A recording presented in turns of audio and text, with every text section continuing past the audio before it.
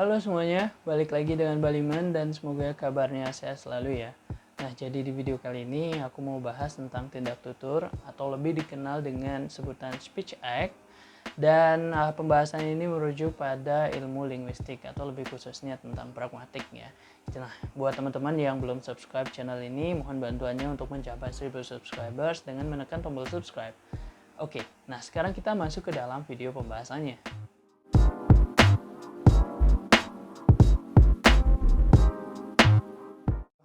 Oke, jadi video kali ini membahas tentang pragmatik ya. Secara umum kita membahas tentang pragmatik.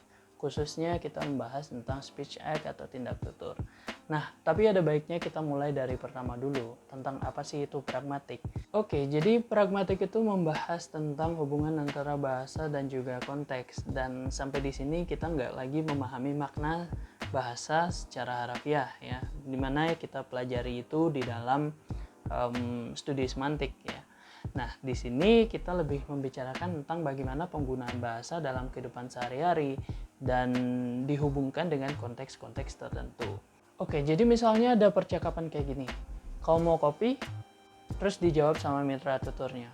Aku nggak mengkonsumsi kafein.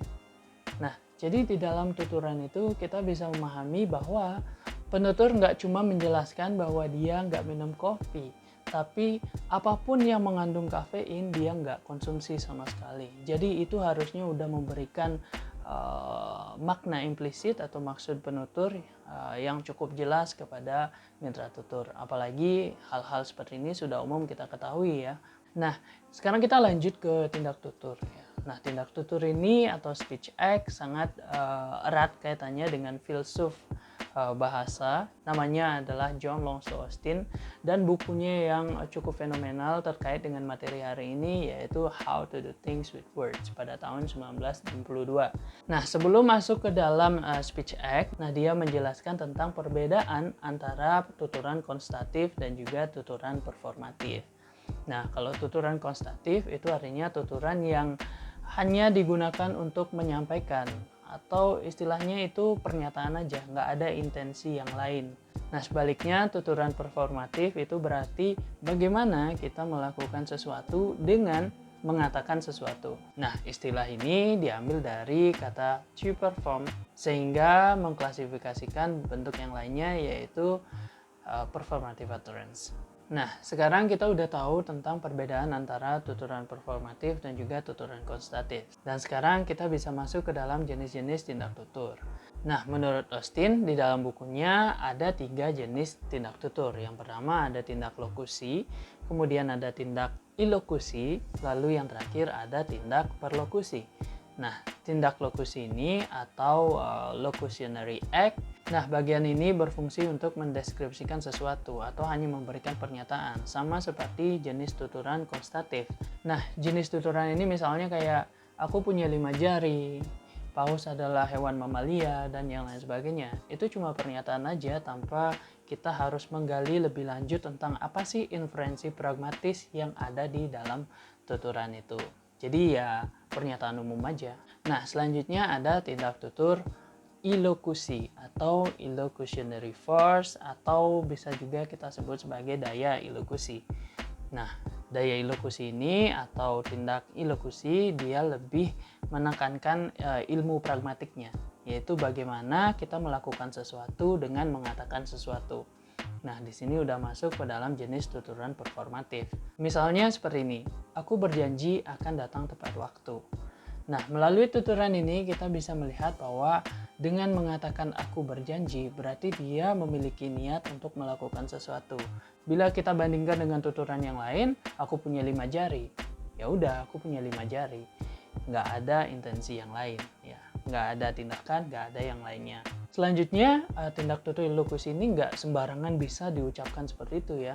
Ada yang namanya felicity condition atau kondisi kelayakan, di mana yang menuturkan ini harus sesuai dengan jabatan atau ya, konteks-konteks tertentu ya, sehingga tuturannya menjadi valid.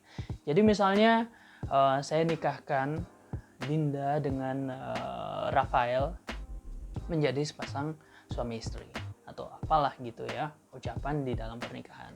Intinya kayak gitu, saya nikahkan. Nah, ketika aku sebagai orang biasa dan bukan penghulu ngomong kayak gitu, ya tuturan itu jadi nggak valid dan tidak menghasilkan tindakan sama sekali. Beda halnya kalau penghulu yang menyampaikan. Jadi penghulu di depan orang yang akan dinikahkan, dia mengatakan, saya nikahkan Dinda dengan Rafael sebagai suami istri, misalnya seperti itu. Maka tuturan itu akan menghasilkan tindakan, konteksnya juga sudah jelas, yaitu dalam situasi pernikahan, sehingga tuturan itu menghasilkan tindakan, yaitu menikahkan seorang perempuan dan juga seorang laki-laki menjadi suami istri yang sah secara hukum. Nah, jadi seperti itu. Ada hal-hal yang harus diperhatikan supaya tindak tutur ilokusi ini menjadi valid. Nah, selain tindak tutur ilokusi yang mengharuskan adanya felicity condition seperti itu, dan beberapa sifatnya sangat eksplisit, misalnya seperti aku berjanji, saya nikahkan, itu kan eksplisit. Aktivitasnya atau tindakannya sangat digambarkan di dalam verba atau kata kerja yang digunakan. Nah, sebaliknya ada juga tindak tutur yang bersifat implisit. Ya, jadi misalnya kita masuk ke dalam kafetaria dan kita sebagai pembeli nanya ke penjual. Misalnya kita bilang, kopinya masih. Nah, tentu kita ke sana tuh nggak cuma nanya kopinya masih apa enggak ya. Jadi ada maksud lain yang ingin kita sampaikan. Misalnya dengan menanyakan kopinya masih, itu artinya saya mau beli kopi kalau masih. Nah, jadi penjualnya akan jawab seperti ini kalau dia bisa menangkap inferensi pragmatis yang kita sampaikan. Iya masih mau beli berapa? Atau iya masih mau rasa apa?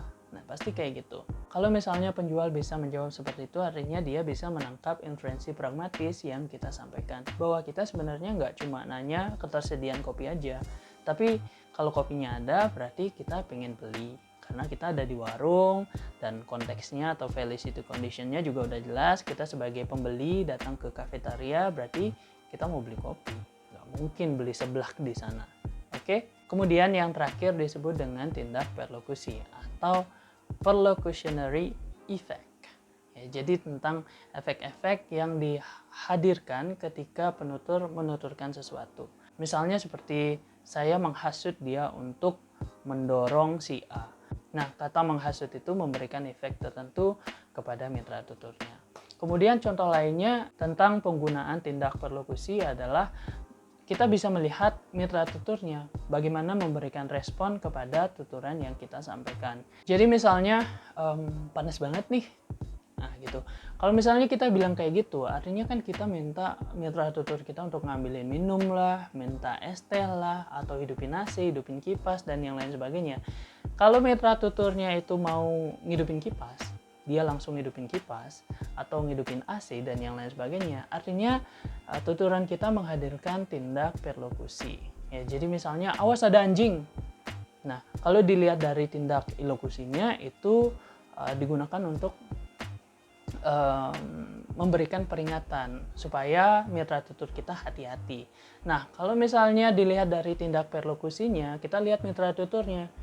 Apakah dia setelah mendengar kita bilang awas ada anjing, dia menjadi hati-hati atau sebagainya, maka tindak perlokusi berhasil. Jadi memang ada beberapa kondisi yang membuat tindak ilokusi dan juga perlokusi agak mirip ya. Misalnya ya seperti contoh yang tadi, awas ada anjing galak. Nah, kalau misalnya dilihat dari tindak ilokusinya, kita lihat penuturnya bahwa dia berusaha untuk memperingati seseorang yang dia ajak bicara. Misalnya aku bicara dengan teman di sana bilang, awas ada anjing galak. Nah, itu artinya supaya temanku hati-hati. Jadi kita memperingati. Ya, ada tindakan di sana secara implisit.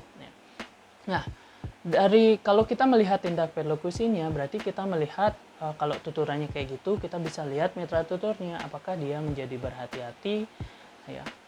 Oh iya gitu atau apalah gitu misalnya ya, jadi hati-hati atau nggak jadi lewat sana, artinya tuturan kita menghasilkan tindak perlokusi.